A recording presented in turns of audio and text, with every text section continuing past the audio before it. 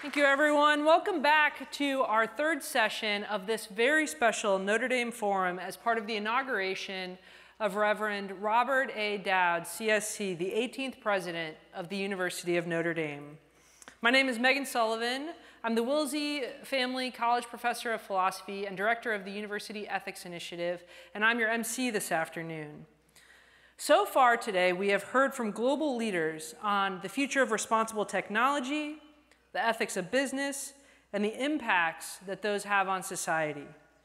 Our next session is building on this discussion, but focusing on the legacy of giving back. And we are thrilled to welcome our special guest, David Rockefeller Jr. Just as a reminder, if you're joining us, a QR code will be available on the screen throughout this session if at any point you would like to submit a question. It is my privilege to welcome our moderator, Jack Brennan. Jack is the retired chairman and CEO of Vanguard, one of the world's largest investment firms. He graduated from Dartmouth College with an AB degree and received an MBA from Harvard Business School. Jack has served as a member of Notre Dame's Board of Trustees since 2009 and served as our board chair for 9 years. Thank you, Jack, for being with us today and for your extraordinary leadership at our university. Well, thank you very much, Megan. It's fabulous, simply great to be here. I'm not sure we've said enough. Megan is the role model of a university citizen. She's a fabulous teacher, fabulous researcher, great philosopher, and anything we ask her to do, she does, including spending her day with us today. And it's been a great day so far, hasn't it, for our prior sessions. And, you know, one of the lessons in life that I learned early on was never be the moderator who follows Ann Thompson. They stuck it to me again. It's just... Great job, Ann. That was a simply fabulous session following on this morning's. So listen, it's a special treat here. We invited David Rockefeller to join us, and he said, let me check my calendar. And then he said, whatever's on my calendar, I will change, and I will be there to celebrate with you for Father Bob's inauguration. And one of the fun things is he is not the first David Rockefeller to be here. Behind us somewhere will pop up a picture of, look to your right. Recognize those fellows? That is David Rockefeller's dad receiving an honorary degree from Father Ted in the University of Notre Dame. So, yeah, David, we found that in the archives. And that's a little bit of the payback for joining us. Listen, it's always more fun to hear from a distinguished guest like this than to hear about him. So I encourage you to read his bio in the booklet. It's an incredibly impressive bio, and I want to give you just my thumbnail of that rather than what it says in there.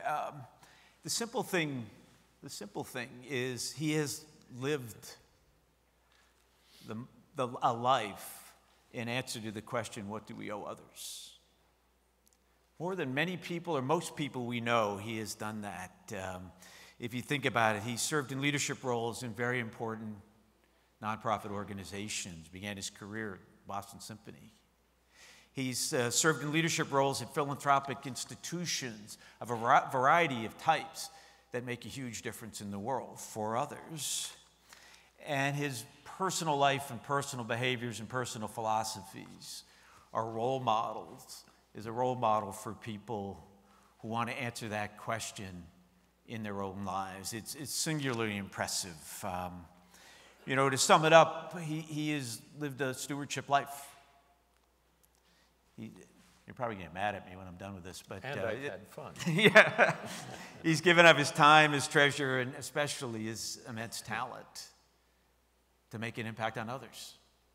And so I can't think of anybody better to talk about making the answer to that question live and personal. And there are lessons in our conversation, I hope, for all of us to take away, because what we're going to do is delve a little bit into the family.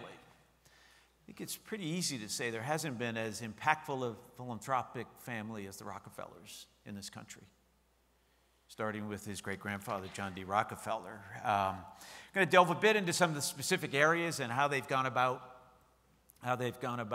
making that impact, and I'll share just a quick list in a second. And then obviously time for questions. So the QR code is there. Please share your questions with us. I thought I'd just start with a list of, and this is not a comprehensive list of things, and they fall into 6 categories. Start with education.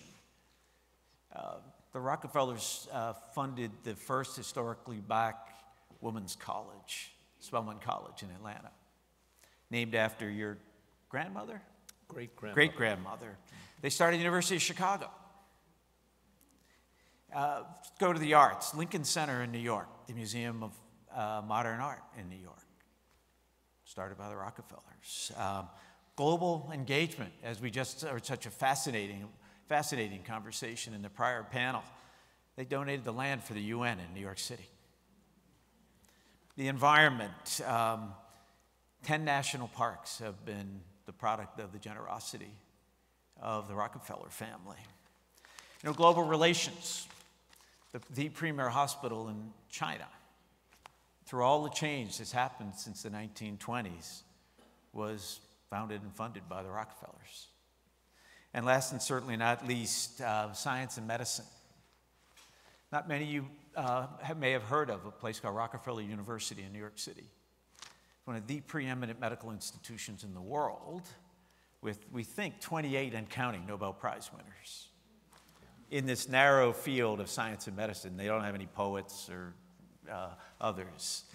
It's an incredible, so the family is a role model, and we'll get into a little bit how we could get some of this Gilded Age people to be the same. But David, with that background, let's just start out. And you know, the theme of our forum is what do we owe each other.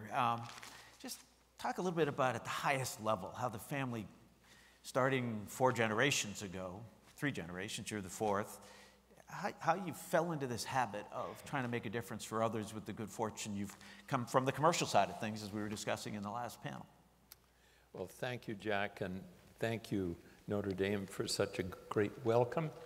My father has obviously been here before, but it's my first visit, and I can feel the special flavor of Notre Dame on the campus, so thank you very much. Second, before I answer the question, Jack told me, he tipped me off on the questions he was going to ask, so I decided to prepare some answers, which I will have to look down to remember every once in a while, and let's hope that the answers still fit the questions. He doesn't realize I changed the list. We'll know soon. So that's the SAT student's nightmare, to be yeah, wrong exactly. on what to get off cycle 1, and Oh you get a 200. So we'll see how we go here. But thinking about the early motivation in my family for giving back, I think there are some internal reasons for why my great-grandfather, John D. Rockefeller, and his wife, Laura Spelman Rockefeller, at the same time that he was developing Standard Oil in the late 19th century, began to think about what they were going to do with the wealth that they were so rapidly, as it turned out, accumulating. So I think a couple of internal forces, and one was really their deep religious belief. The family had Northern Baptist background, and they were very, very religious people, both John and Laura. And so that led to a values set that meant that if you were in business to make money, you also had to be thinking about the way you were doing it, the lives you were affecting, et cetera. And I think, frankly, the other element was the role of women early in my family. The women who married into the family were very strong women. Laura was, Abby Aldrich was with John Jr., my mother certainly was, and my aunts. And so there was a very strong female force in guiding the early days of the family. Then, of course, there were external forces. It wasn't that long after the Civil War that oil was found in Ohio, Pennsylvania, etc., and the country was still recovering from that horrible clash between the North and the South. And certainly immigration from abroad. There were a lot of people seeking a fortune here or getting away from the terrors of their own lives. So we were being built, as we still are today, thank heavens, by immigrant force. And then I think in response to all of that, there were some public relations assistance that happened along the way. You'll be familiar with this, Jack, that you want to do the right thing and you're on the hot seat, and sometimes it takes somebody from outside to help you think about how to position yourself, because John D. Rockefeller was becoming both at one point the wealthiest man in the world, and therefore to some extent, because of that, one of the people most hated at one time. So how do you deal with that? You know, it's a problem that people face today. We Yes, have great it is. fortunes that have been created largely in technology and other businesses. And they can only hope in some ways, David, to get through it like your family has. And then, you know, one of the things that's in the wall at Rockefeller Center is a quote, which is, "For every right implies a responsibility, every opportunity an obligation, every possession a duty." Sort of a family motto. Yeah. And it's alive today in the seventh generation.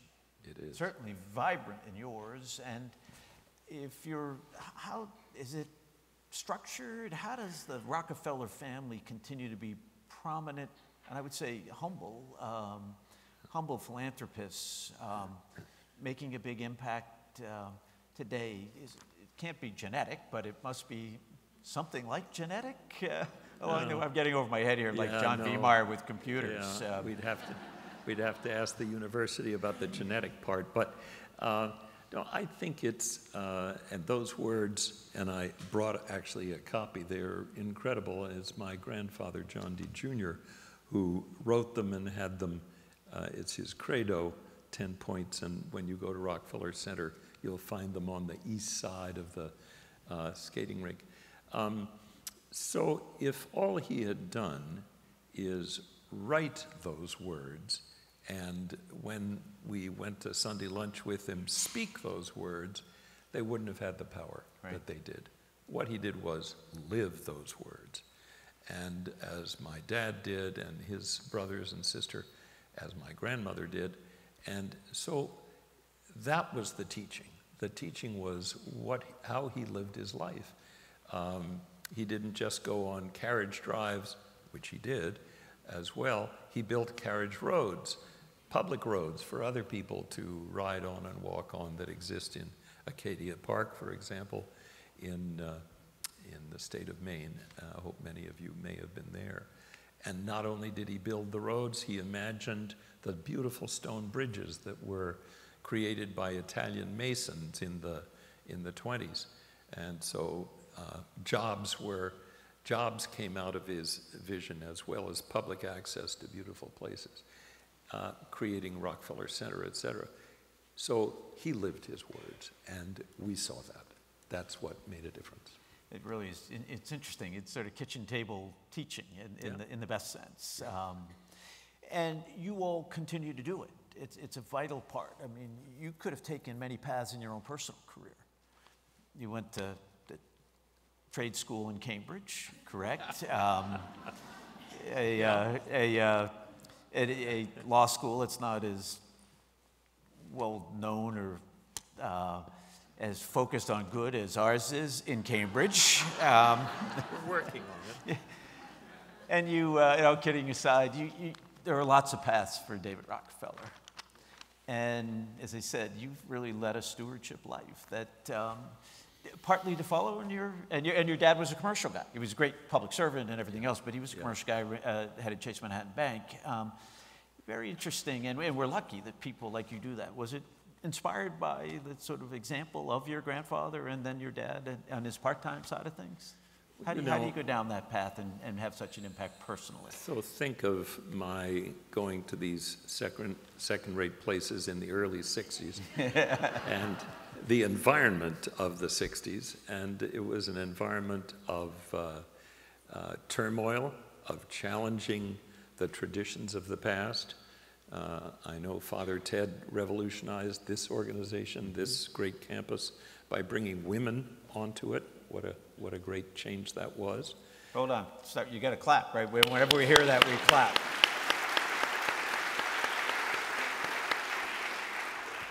So that was a context, and the context within our family was not just, oh, you relatives are so great, we're going to just follow the way that you went. But I think in a sense what we did was make a decision, we are going to follow the values, but we're going to do it in our own way. And so my dad was a banker, I was trained as a lawyer, but that didn't look quite right. I went into the music business, into the orchestra business. But really, I know what I was doing was training myself to become a steward. If you'd interviewed me at that time, I would have denied it. But as I look back, I realized that it was part of what I was doing, but also following a passion. And I think that's, stewardship is kind of a heavy word. And, if you talk to a daughter or son of yours and said, I'd like you to be a steward of the things that I value, that might not work out in the best way. But if you were to say, I want you to be passionate about whatever you do in your life and also live by values that respect other human lives and the global realities of our world, but go out and do it in your own way, then I think that's the answer to giving your children a path to success in their own way, but if you're lucky, following your own values.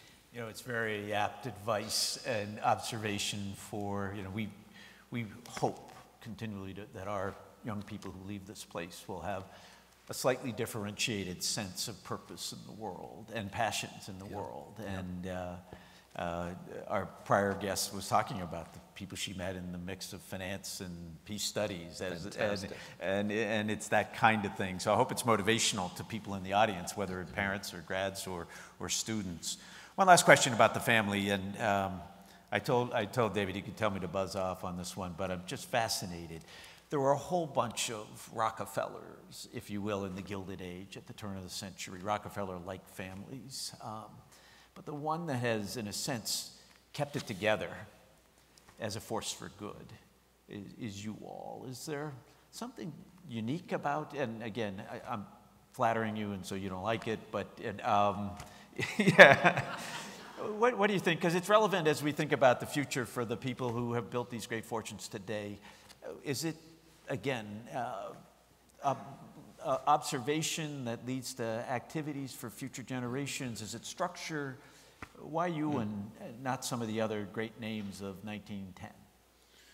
Well, I won't talk about why other families haven't made it. I think there probably is one distinguishing reason, which is Rockefeller's an unusual name, and so the brand is memorable, whereas Kennedy is a more common name, let's say.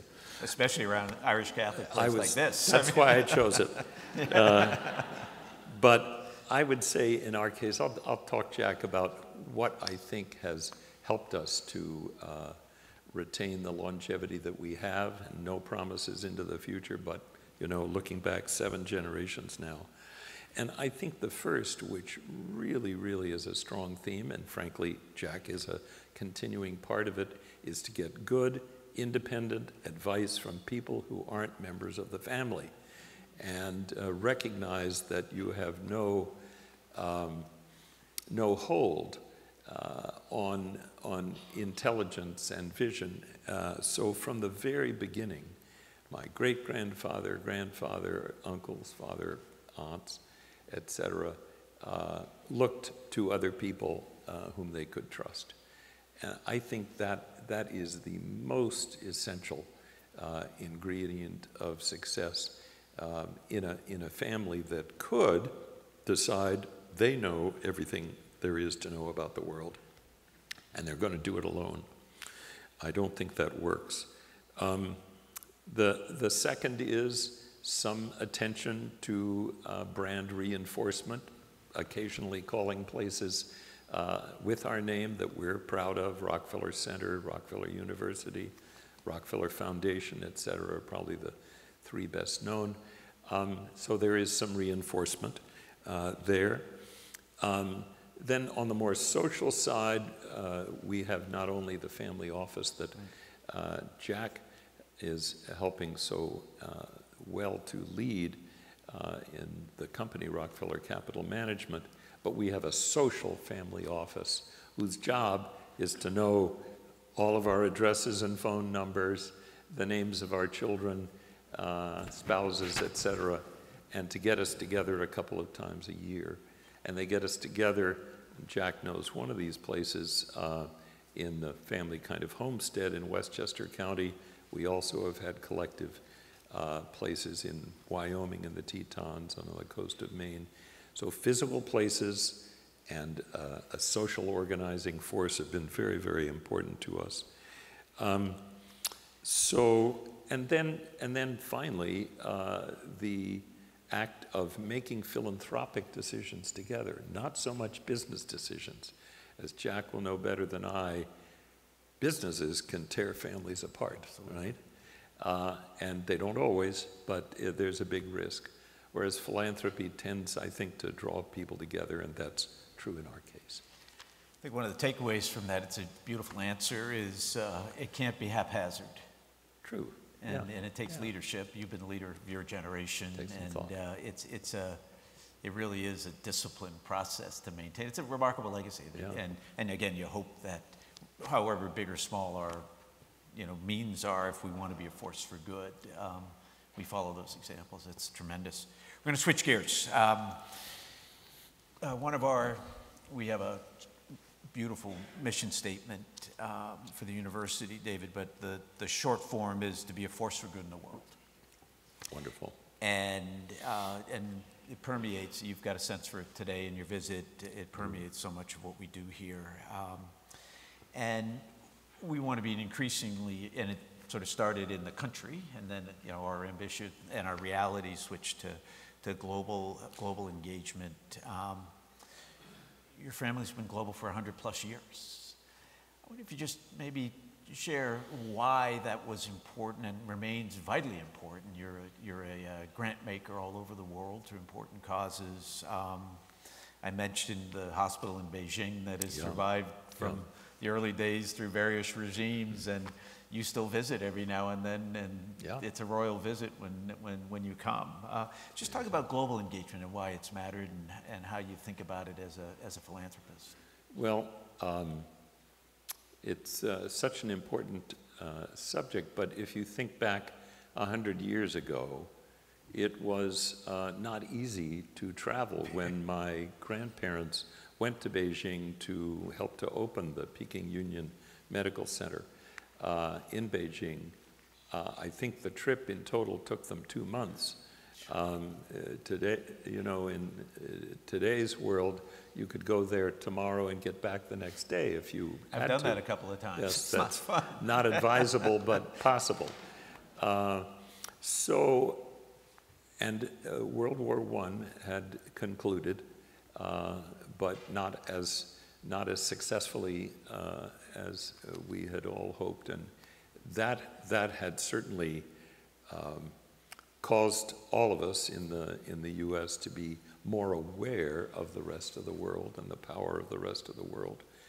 What I think my grandparents saw when they went to Beijing, and they also were in Japan that same trip, was the incredible sophistication and culture and language and different costumery and so forth, architecture of a part of the world that was very difficult to access. And I think that began for them an appreciation of the positives and, frankly, the risks that lay in the rest of the world.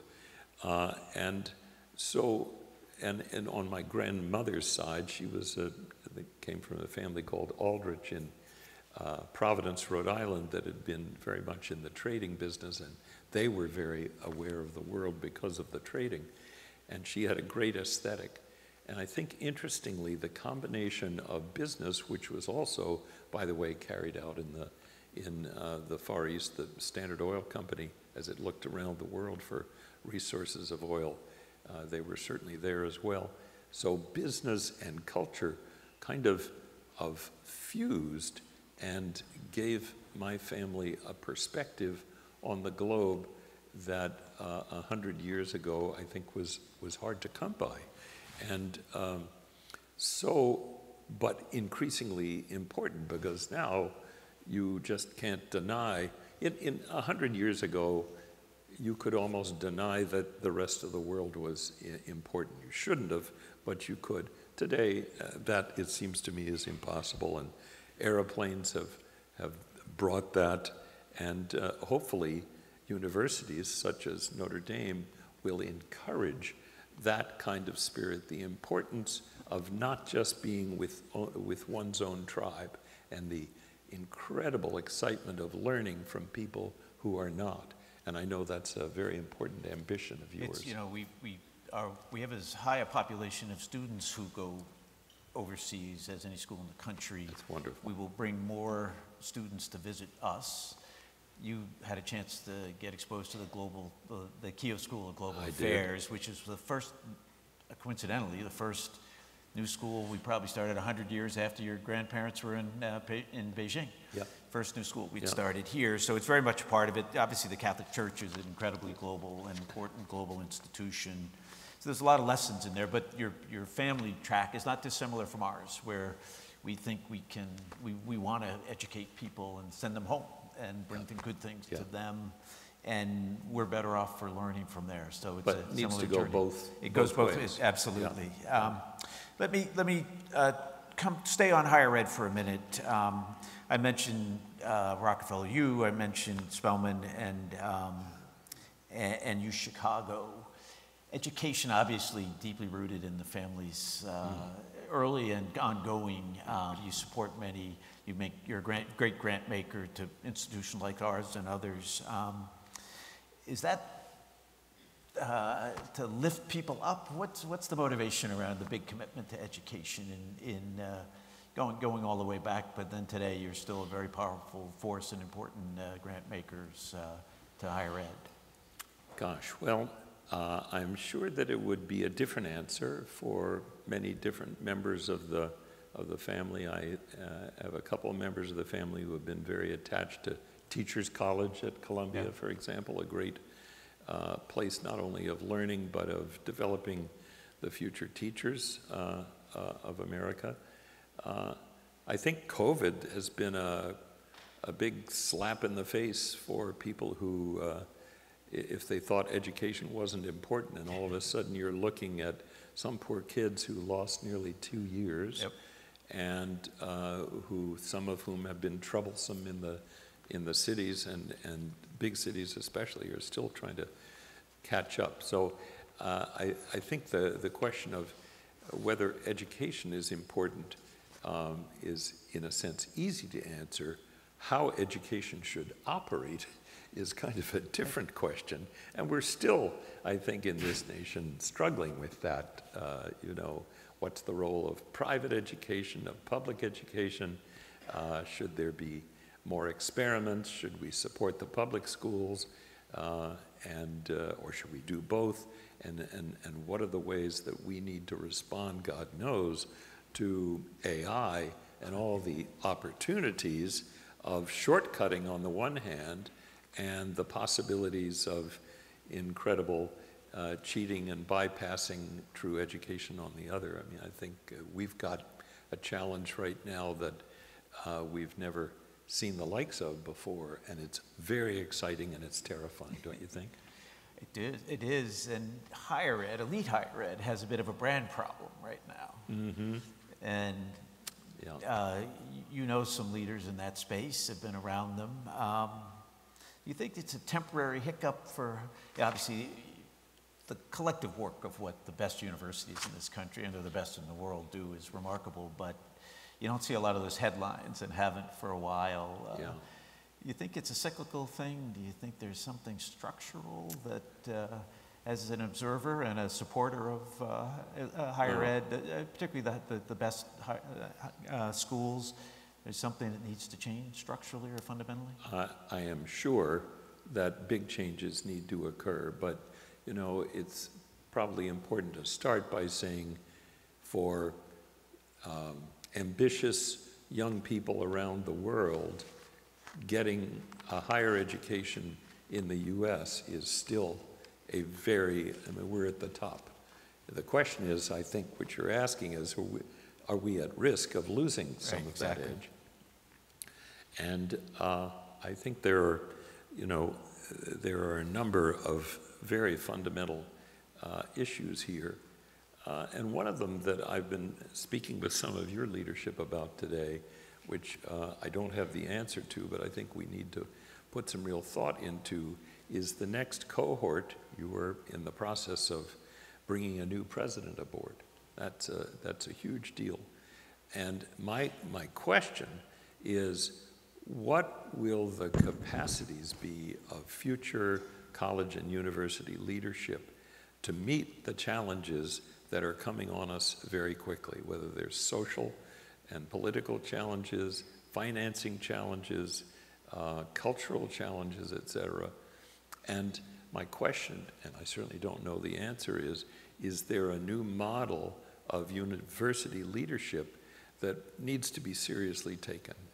You know, we've already gone past the model of hiring the smartest guy in the room to academically to do something which is basically administrative. So I think that and allied with that challenge is, who's going to want to do it if the job looks as tough as Congress, by the way, is making it, right? So I think that's now that's just the leadership part. I mean, there are many other elements which you're more familiar with than I am, Jack. I mean, financing, how long are people going to be able to afford to pay the price?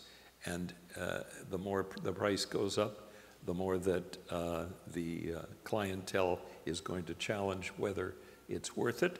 And if you have remote ed, which of course during COVID got some play and some effectiveness, I'd have to say, so you're going to have obviously those challenges.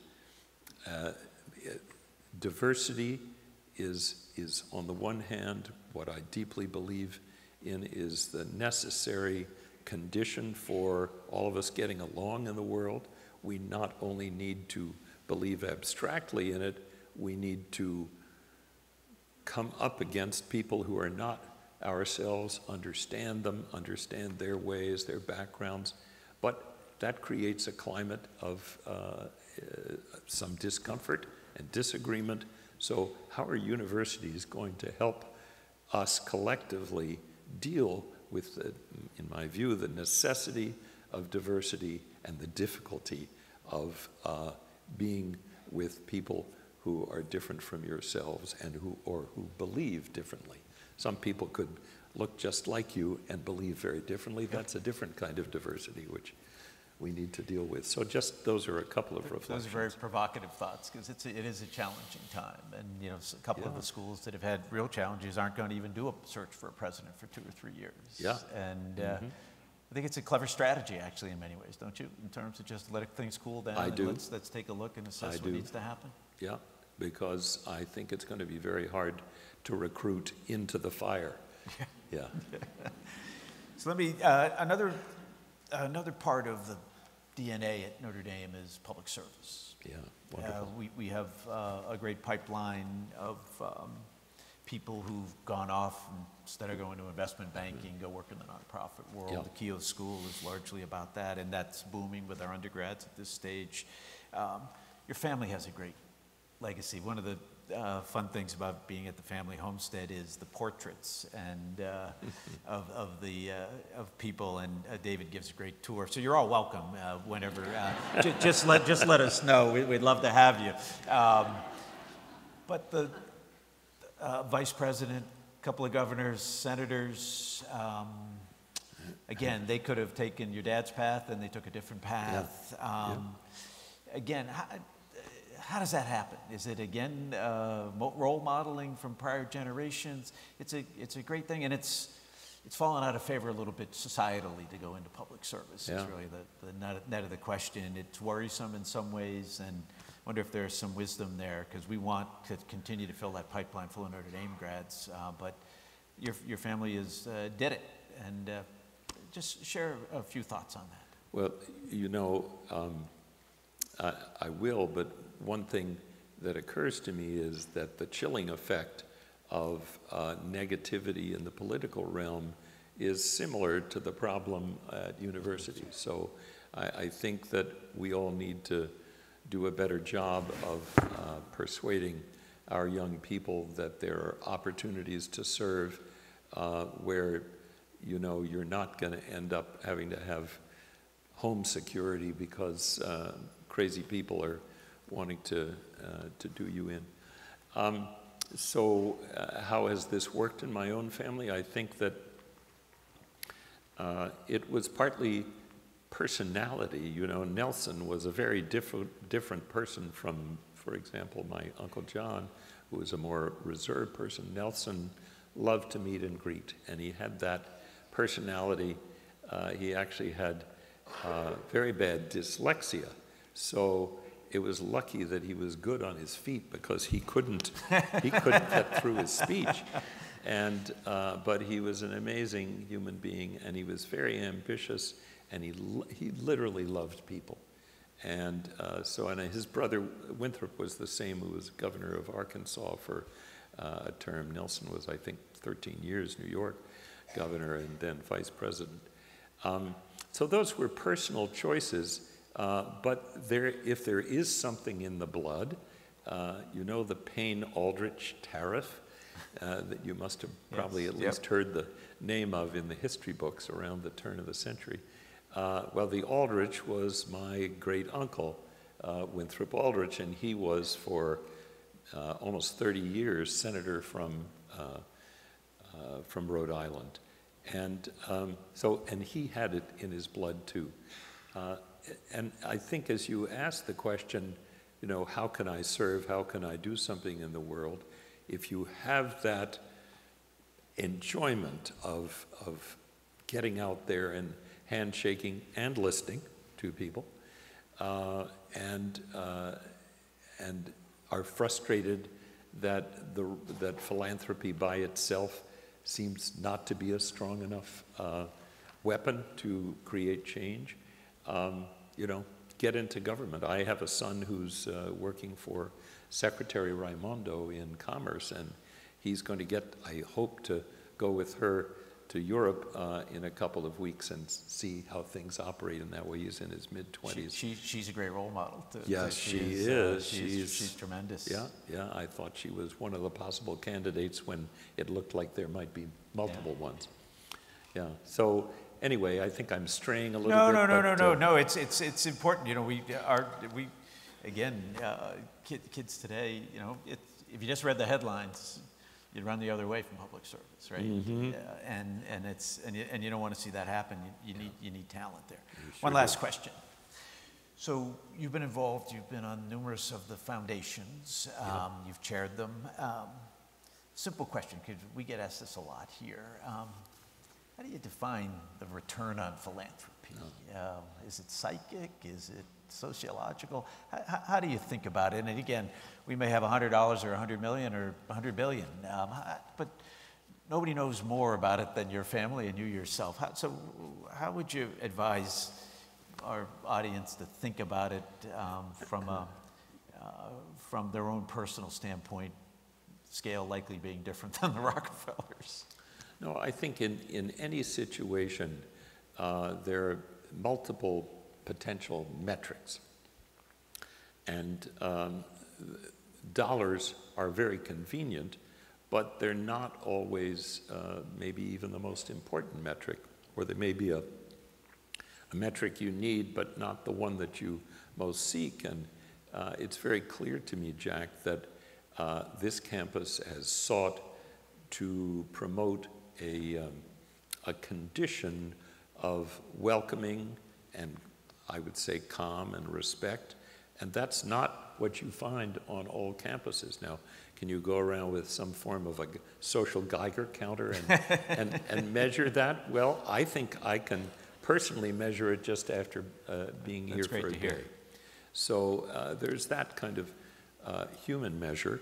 I think you certainly can measure by growth and buildings, and our family has certainly believed in physical structures as emblems of progress, whether it's culturally with Lincoln Center and MoMA. But then what happens inside those buildings is obviously what really counts. And then the critics help you decide whether you're doing a good job, although they're not the only measures, your audience and so forth. So there's so many different ways to think about what success is. And I think very important, which Jack, I'm sure you're a master at, of setting out in advance what those metrics are or what those measures are, and then finding ways to measure whether you're successful or not. And I do recommend a very broad definition of success. I think that's been one of the great evolutionary steps in philanthropy is outcomes and disciplined outcomes from the inputs. And we know it just as university as a grant seeker. We understand that that's the case, but even in small, and actually I'm going to turn to the questions from the audience. Thank you all for sending in questions. And one's from one of our students, and it's a great question. It's very topical as they think about the future. With so many urgent needs facing the world, how can students make informed decisions about how best to ensure our contributions address the most pressing issues? I'm going to interpret that as personal contributions of your talents. How would you respond to that question, David? Yeah, so I think just going to how I have thought about this in my own life, first of all, focusing is very important, and the media lets us know every day how many urgent problems there are. But, you know, what is your skill? What is your interest? What is your personality and capacity to address those interests? And where is there not only the need, but the lever to address that need? And I'm aware, because of sessions I've had with some of your leadership today, how hands-on some of your faculty are in thinking about whether it's post-Katrina rebuilding in Louisiana and so forth. So I think you got to think about what you care about, what you can bring, and where the opportunities are for you to make a difference, and focus. Don't try to do 10 things at once. Focus is a great point, because it's hard to focus as a young person today with stuff coming at you. Still hard. Can I add one more to your? Can I add more to your list? You mentioned it earlier. Yeah. You talked about where your passion is as well. Yes. Got it. It really is, and obviously music was yours, and that's where you jumped in. Next question. Here's a simple one for you. If you had to choose, what is the most valuable piece of advice you've received? Wow. That's, one of my friends said, I'll send you a question to stump you. That may be the one. I don't know. So there you go. What do you suppose? Yeah. You can't get off the hook. You're on stage. You're stuck here. That is really, really challenging. Why didn't you make that question 10 and we only could do 9? I'll tell you. The best piece of advice I ever got was from Mother McCormick, who was at Manhattanville, and who gave up her vows in order to marry the treasurer of the college, and who was a wonderful man. Yeah. This is getting a little saucy right now, but that's all right. We're good. We're good. And so you might say, what would she know about relationships? But I was dating a woman who had some sort of manic moments, I'd have to say, and who had many other good qualities. And Elizabeth said to me, David, why would you want to start with someone who had that many liabilities? Life is difficult enough. So thank you, Elizabeth. My wife is over there saying, why didn't I get that advice? Damn. Where were you when she needed you, David? A question I think we all be interested in here. Do you have any advice for how to be a healthy steward of money, particularly how to grow wealth to have a positive impact? And great part here, David, is you're always going to get something like a positive. It's not about accumulating wealth, it's having a positive impact. Simple answer, easy answer. Oh my gosh. Well, I think that ought to be Jack's question. I was going to say, give it to us at Rockefeller Capital Management. We'll take great care of you. Exactly. Go to the website. We're good. Yeah, exactly. No, I mean, don't despair, as you were just saying, Jack, when the market tanks, and be opportunistic, but get good advice. Here's one that I'm glad to see, because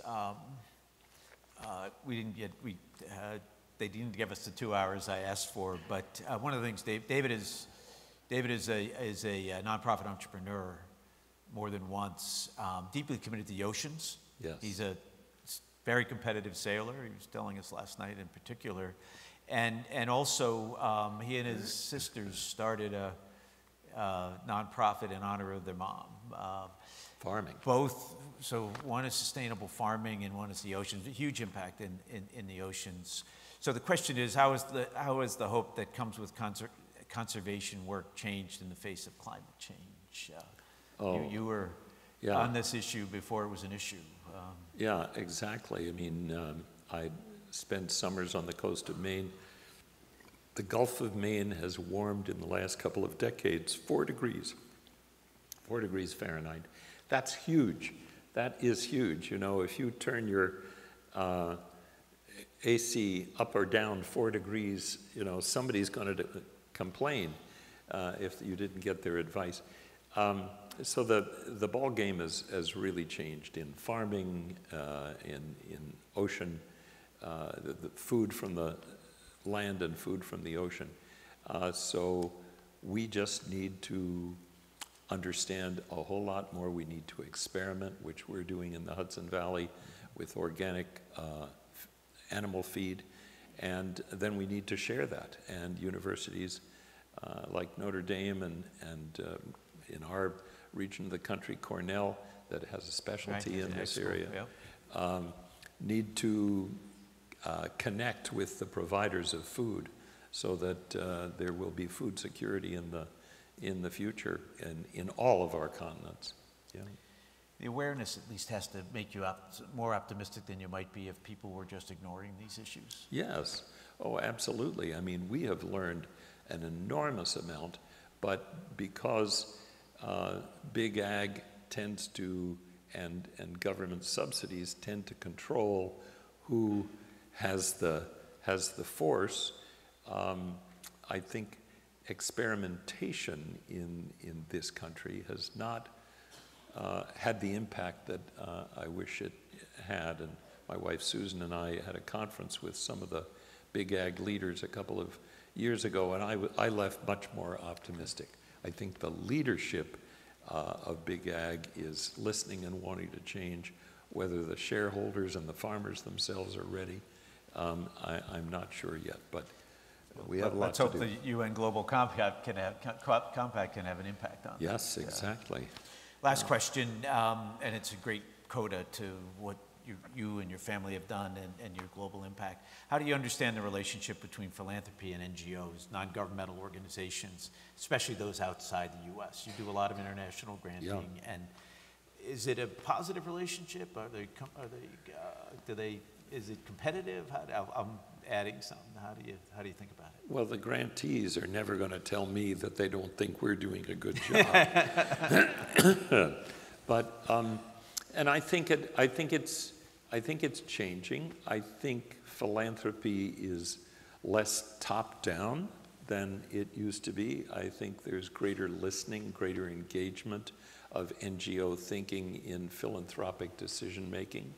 But of course, philanthropy is many things, as you know, Jack. I mean, it's corporate, it's family, it's professional, it's many, many different things. There's not just one thing called philanthropy. But it certainly has, in the 100+ years that we have had the field of philanthropy in the U.S., and the U.S. by far is the most philanthropic nation in the world. We have urged other nations to join, and they slowly are. So I would say that the needs are so great that philanthropy itself is never going to be the answer. In the wonderful UN panel we just heard, that point was made very well. It was made concerning business and government and multinationals working together. If you look at the impact of philanthropy globally just on a dollar basis, it's very small. So philanthropy has to be incredibly targeted, and we're doing our best. You're doing wonderfully. Have been doing it for 100+ years. You personally, your family are role models for all of us in whatever scale on how to answer that question, what do we owe each other? You've put so much back into this country and the world, David. Thank you, Jack. You gave of your time to come visit us today. You're the second visit of a David Rockefeller. I sure hope it won't be the last. It won't. David Rockefeller. Thank you. Thank you.